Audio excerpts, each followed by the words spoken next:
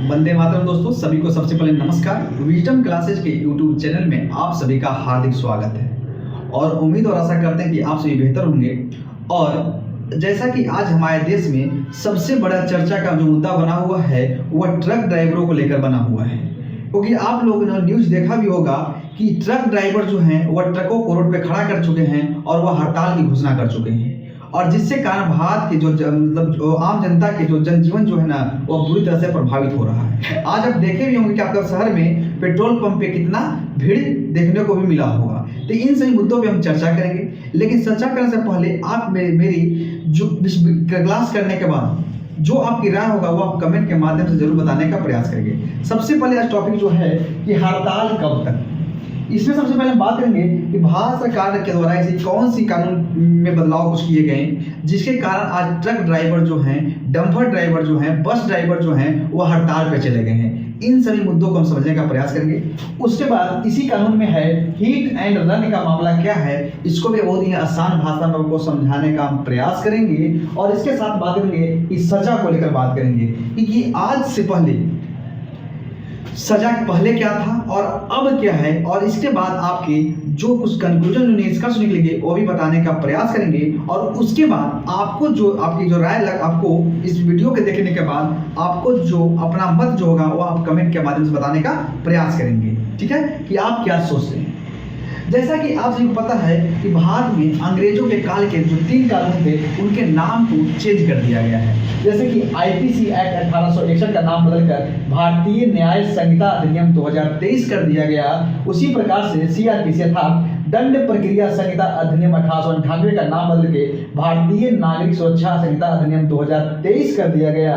और तीसरा जो है भारतीय साक्ष्य अधिनियम 1872 का नाम बदल के भारतीय साक्ष्य अधिनियम 2023 कर दिया गया। केवल नाम को ही परिवर्तन नहीं किया गया है बल्कि इसमें और प्रावधान में भी कुछ परिवर्तन किए गए हैं, जिसके कारण ट्रक ड्राइवर, बस ड्राइवर जो हैं वह क्या है हड़ताल पे चले गए हैं। और जिनका मांग भी है कि जब तक हमारी सरकार की मांग नहीं मानेगी तब तक हम अनिश्चित काल के लिए हड़ताल करेंगे, जिसके परिणाम स्वरूप भारत की जनता का जो आम जीवन जो है वह बुरी तरह से प्रभावित हो रहा है। तो इस मुद्दे को बहुत ही हम आसान भाषा में आपको समझाने का प्रयास करेंगे। तो पहले हमने देखा कि सरकार ने 3 कानून का जो था वह जो अंग्रेजों के काल का था उसका नाम में परिवर्तन किया। इसी के तहत आता है एक हिट एंड रन के मामले, जिसको लेकर आज बहुत भारत में चर्चाएं का विषय बना हुआ है और जिसके कारण जो है ड्राइवर सभी जो है वह हड़ताल पर चले गए हैं। देखिए, हिट एंड रन का मतलब ये होता है कि मारो और भागो।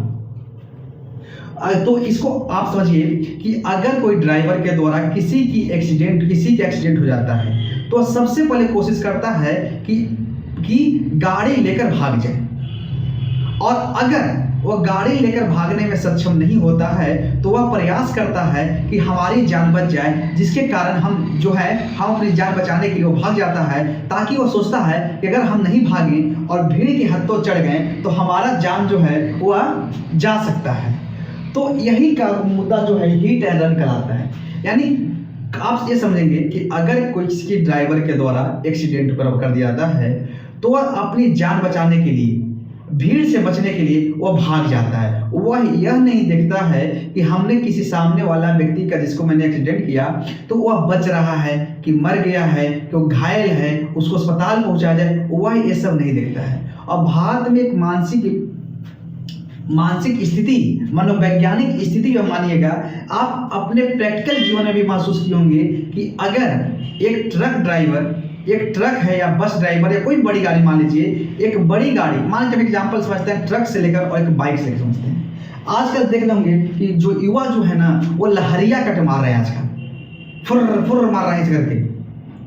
तो जिसके कारण क्या होता है कि अगर मान के चलिए कोई युवा है, उसी आजकल गाड़ी इतने फुल स्पीड लेके चलते हैं और उनकी गलती पूरी तरह से उनकी गलती है, ट्रक ड्राइवर की कोई गलती नहीं है। और अगर ट्रक से उनका एक्सीडेंट हो जाता है, भले गलती बाइक वाले की है, लहरिया जो कट मार रहे हैं ना उनके कारण उनकी गलती हुई है, एक्सीडेंट हुआ है, लेकिन जब भीड़ जुटेगा ना तो पहले बाइक वाले कोई नहीं मारता है, बाइक वाले नहीं, वो गलत होते हुए भी वह सही माना जाता है, और ट्रक ड्राइवर निर्दोष होते हुए भी ट्रक के ड्राइवर को बुरी तरह से पीट दिया जाता है। और अब यह भी न्यूज़ देखे होंगे और सुने भी होंगे कि कई जगह तो ड्राइवर को मार के मौत के घाट उतार दिया जाता है। भले ही उसका गलती ना हो। अगर आपकी, जैसे आप देखते होंगे कि अगर बोलेरो और मोटरसाइकिल में इसको एक्सीडेंट हो जाता है तो गलती स्कूटर वाले के होने के बावजूद भी वह पिटाता कौन है? तो बोलेरो के ड्राइवर ही पिटाता है, गलती उसकी ही है। ये भारत में जो आम धारणा बन चुका है। तो इसमें क्या है कि हिट एंड रन जो मामला क्या है कि अगर किसी के द्वारा एक्सीडेंट किया जाता है तो जो गाड़ी छोड़कर वो भाग जाता है। अब मान के चलिए कि कोई स्कूटर और ट्रक की गाड़ी की एक्सीडेंट हो गया, ठीक है, तो ट्रक की गाड़ी वह लेकर भाग गया तो ठीक है। अगर नहीं लेकर भागा और वह भीड़ की हद पर चढ़ गया तो क्या उसकी जान बचेगा? नहीं बचेगा।